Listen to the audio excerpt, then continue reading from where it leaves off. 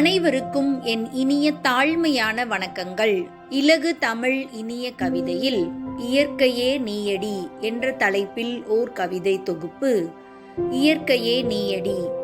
கல்லுக்குள் கசியும் நீராக, இரும்புக்குள் உருகும் நெருப்பாக, மண்ணுக்குள் புதையும் மழையாக, மரணத்தில் விலகாத உயிராக, மனதில் நிறைந்தாய் முழுமதியாக.